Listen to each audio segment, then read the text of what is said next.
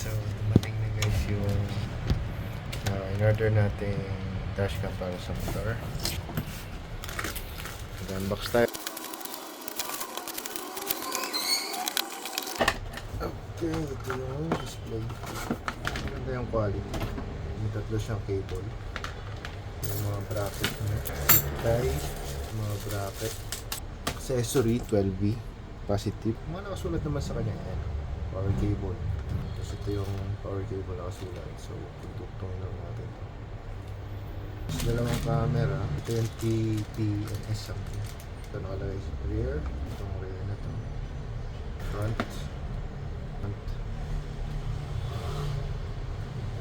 Testing natin. Negative. Positive. Ito ng touch niya. Ito ng feedback ang cellphone na cellphone. Ito muna ang TPMS kabit natin. Tingin ko front wheel. Ito counter nut para hindi siya matanggal sa biyahe. Kain muna natin itong counter nut. Ito TPMS. Ito yung medyo sigipan natin ito. Counter nut.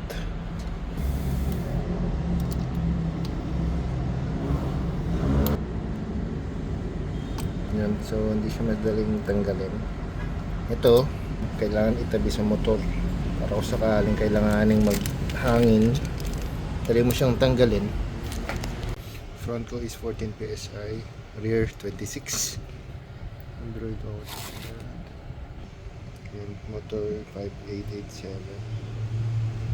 Now, here. Android Auto na.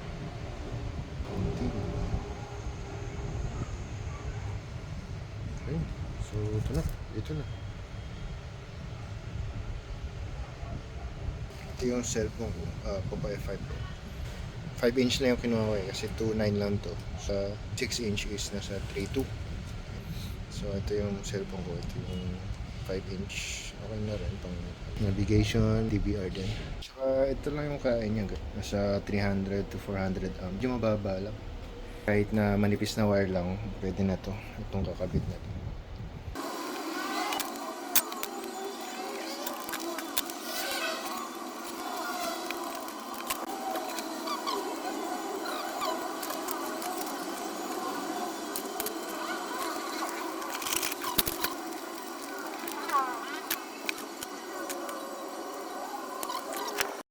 Ito yung mga clamp. May mga bracket sila. Pwede yung napili ko. Kasi medyo maliit lang to. Itong bracket na to, binili ko sa Shopee. Nasa 400 yata. May siwang dito. May butas. Dito banda. So dyan ko na lang isusok-sok tong wiring na to. Zip tie ko to dito. Plasin muna natin tong harapan. May dalawang bolt dito. So dito. Butin natin to. Itong kabila. Hila. Sakto dito, may positive ako dito eh. Dito na lang rin siya itatap. Positive to dito sa ilaw. Ayan, na-zip tie ko na siya. Buti na lang may butas tong gold bolt ko dito. Diyan ko siya sinip tie para maayos yung gagawin ng wiring. Itong front cover, sakto siya dito. Dito ko na lang siya i-screw. Ganyan siya. Nakabit na. Rear naman kabit natin. Dito ko na lang siya kakabit. Kasi kung dito, malog. Kung baliktad yung rear natin, setup natin yung rear. Kailangan naka-image flipping open siya. Hindi siya nakabaliktad.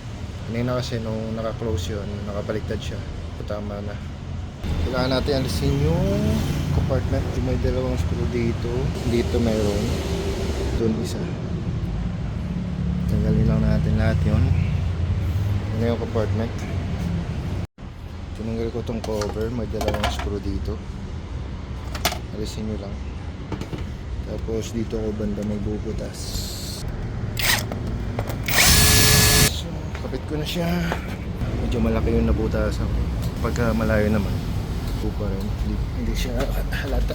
Daanin lang natin dito sa stock wire ng tail light. Ganyan. Body dun. Kasi natin itong mga fairings. Ayun, tapos na. Nago tayo ng 2 oras kalahati. Testing na lang tayo. Ito yung kuha niya, ang linaw. Kahit gabi. Umulan pa yan. Ito yung kalsada, tsaka smooth din siya.